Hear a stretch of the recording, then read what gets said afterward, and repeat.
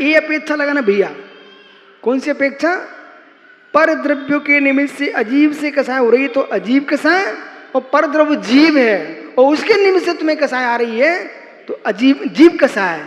वो ऐसा होता है। उपादान की दृष्टि से देखोगे तो कहोगे मेरे भावों की ऐसी दशा है। बराबर। हे मित्र, तू कसाय का भी भुगता है, अकसाय का भी भुगता है, और मित्र भोग भोगने से मोक्ष मिलता है और भोग भोगने से दुर्गति में जाता है। विषयों के भोग भोगेगा तो दुर्गति में जाएगा, और चिदानंद ब्रह्म का भोग भोगेगा तो सिद्ध गति में जाएगा। और सिद्ध होने के बाद भी तू कर्म का क्षय कर पाएगा और भोग का क्षय नहीं कर पाएगा, वहां क्षयिक भोग होगा। बराबर, क्षयिक भोग होगा। इसलिए मित्र, ये तुच्छ भोगों को मैं छोड़ करके पे पागल तोड़े हूं, इतने बढ़िया बढ़िया सुंदर भोगों को छोड़ करके भागूं? अरे तुच्छ भोगों को छोड़ करके क्षयिक भोग को भोगना है, इसलिए इन भोगों को छोड़ दो।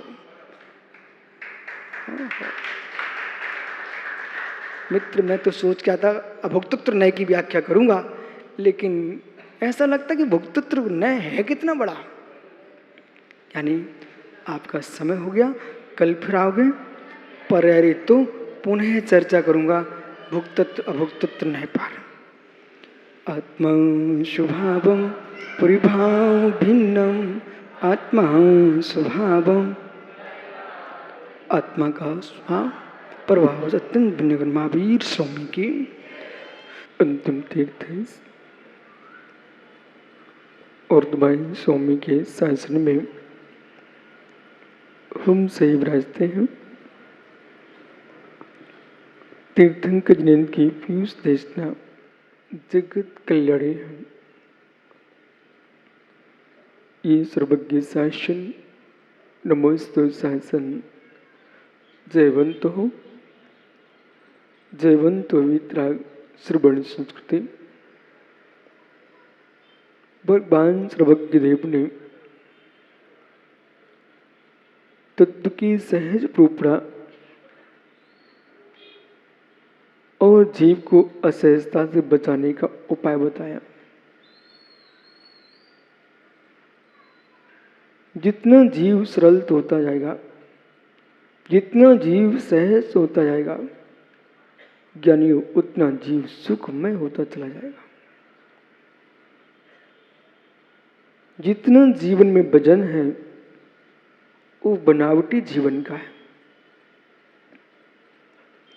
अपने को विशेष मत दिखाओ मित्र, तुम विशेष हो जाओगे। अपने को विशेष मत दिखाओ, आप विशेष हो जाओगे। सामान्य को समझ लिया, विशेषों में हो जाओगे। जो सामान्य में नहीं जीता और अपने को विशेष दिखाना चाहता है, ज्ञानियों, उस जीव का माथा कभी ठंडा नहीं रहता। पुनः समझना, जो सामान्य में नहीं रहता, सबसे भिन्न जीना चाहता है, यानी भिन्न जीने के लिए, भिन्न रहने के लिए आप भिन्न बन के रह रहे हो, इसलिए तुम भिन्न भी नहीं हो, असमान हो रहे हो। सामान्य जीवन जियोगे, उस सामान्य में जियोगे, सामान्य को पालोगे। विशेष की तो आवश्यकता नहीं है, विशेष तो होता ही है सामान्य में। शब्दों को पकड़ना, सामान्य जीवन जियोगे, विशेष हो ही जाओगे। सामान्य जीवन जियोगे, विशेष हो ही जाओगे। विशेष होने के लिए, विशेष होने के लिए सामान्य जीवन खो बैठते हो मित्र, वहां पागल हो जाता आदमी। सामान्य यानी द्रव्य, सामान्य यानी द्रव्य, विशेष यानी पर्याय। जो जो द्रव्य है उसकी नियत पर्याय है। द्रव्य सामान्य पर लक्ष्य है, द्रव्य सामान्य पर लक्ष्य है, और द्रव्य सामान्य को समझ लिया, पर्याय विशिष्ट हो जाएंगे। और द्रव्य सामान्य को नहीं समझ रहा है, पर्याय को विशेष देखना चाहता है, हे मित्र तू असमान हो जाएगा। जितने छात्र और जितने विशिष्ट लोग शीघ्र विशेषता को प्राप्त करना चाहते हैं, यानी वे मस्तिष्क गर्म हो जाता है, मस्तिष्क ही ठंडा नहीं रहेगा, विशेषता का वेदन कौन करेगा। विजय पुत्र, बेटा जीवन में सबके साथ जीते रहना, सबके साथ जीते रहना, अपनी विशेषताओं को भीतर बढ़ाना चाहिए, किसी को दिखाने की आवश्यकता नहीं है। हम विशेषताओं से पूर्ण हो जाएंगे, हमें दिखाना नहीं पड़ेंगे, लोग हमें देखने आएंगे।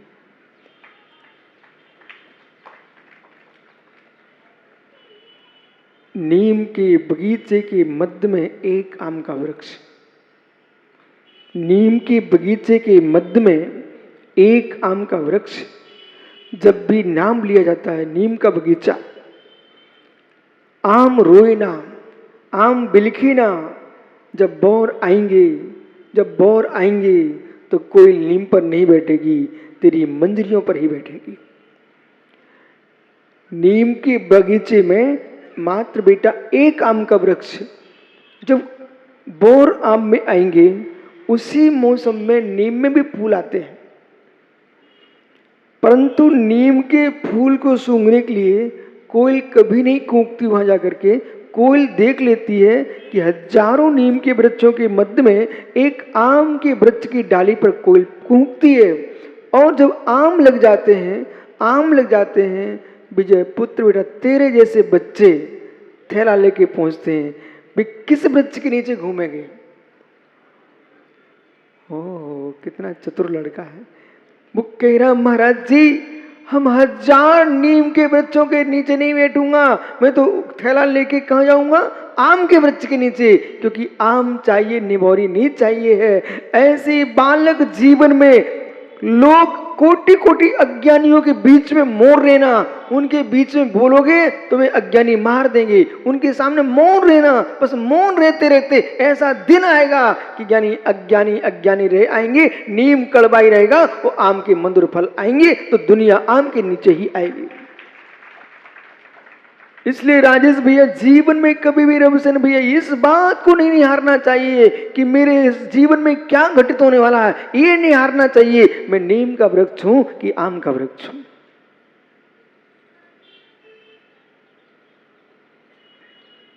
बच्चे का थैला होगा वो आम के नीचे होगा, पर बैलगाड़ी होगी वो नीम के नीचे होगी।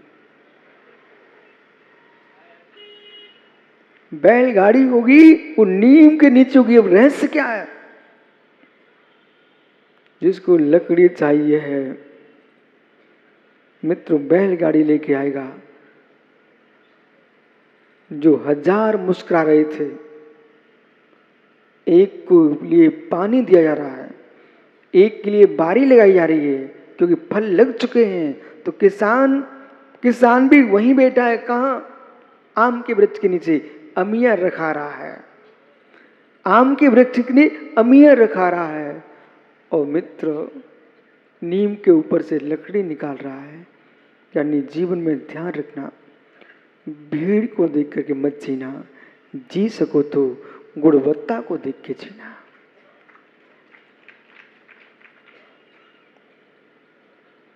गुणवत्ता को देख के जीना, गुणवत्ता को देख के जीना। बहु भीड़ जो है कभी कभी तुम्हारा घाटा कर देती है, और गुणवान एक भी तुम्हारे पास है।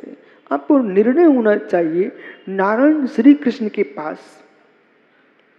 नारायण श्री कृष्ण के पास महाभारत में लिखा विजय चौधरी जी कि नारायण श्री कृष्ण के पास जब कौरव पांडवों की युद्ध की घड़ियां आई, और जब विदुर के कहने पर भी युद्ध नहीं टल सका, तो अपने अपने साम्राज्यों के सम्राटों पर सूचना पत्र और जिनसे मिलने जाना था उनसे मिल रहे थे। अपने अपने पक्ष के लिए हमारे साथ आप युद्ध करें। पर एक दिन ऐसा नियोग बना, केशव माधव के पास पांडव कौरव एक साथ पहुंच गए। तो एक साथ पहुंचे तो उन्होंने देखा, दुर्योधन सोचता है आखिर में सम्राट हूं मैं, और जा करके नारायण कृष्ण के सिर के ऊपर बैठ गया। सिर के ऊपर बैठा, बस यही पता चल जाता है। और दादा रतनलाल जी युधिष्ठिर नारायण कृष्ण के पैरों के सामने खड़े हो गए।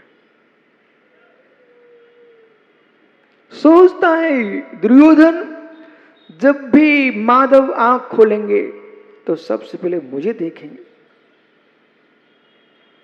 पर जब नारायण कृष्ण की आंख खुली, उन्होंने सबसे पहले सामने खड़े युधिष्ठिर को देखा। धर्मराज युधिष्ठिर, आपका कैसा आना हुआ? इतने शब्द सुनते ही दुर्योधन की आग लग गई।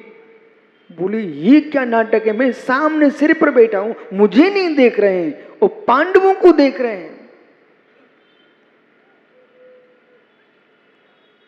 बोले केशव, आपके अंदर भी ऐसा भाव है कि आप पांडवों को क्यों देखते, मुझे क्यों नहीं देखते हो?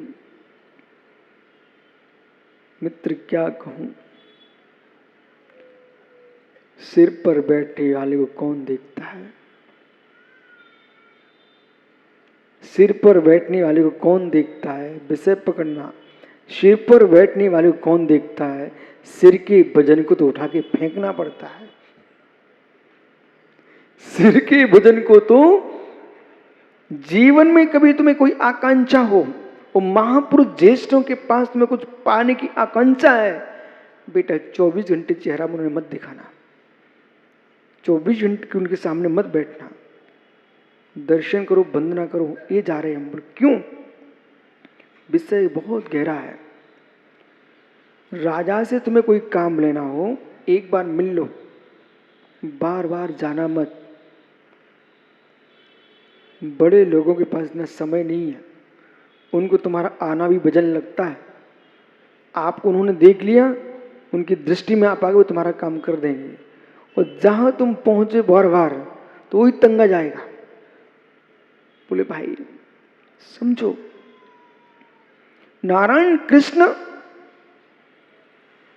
से युधिष्ठिर ने कुछ भी नहीं कहा। नारायण कृष्ण से युधिष्ठिर ने कुछ भी नहीं कहा। दुर्योधन की जब चर्चा प्रारंभ हो गई और दुर्योधन कहता है, नारायण मुझे आपसे आवश्यकता है, आकांक्षा इस बात की है कि भाइयों भाइयों के बीच का युद्ध है, इस युद्ध में आपको मेरा सहयोग करना है। कृष्ण बहुत ज्ञानी जीव थे, ऐसे ही नारायण थोड़े थे। हाँ युधिष्ठिर तो मौन लिए बैठे थे। दुर्योधन से कहा, दुर्योधन अब एक साथ तुम दोनों आए हो और मुझे तो दोनों का ही सहयोग करना है, इसलिए आप निर्णय दे सकते हैं। एक और मेरा पूरा सैन्य बल होगा, संपूर्ण सेना, नारायण की संपूर्ण सेना एक पक्ष को रहेगी और दूसरे पक्ष में मात में अकेला रहूंगा।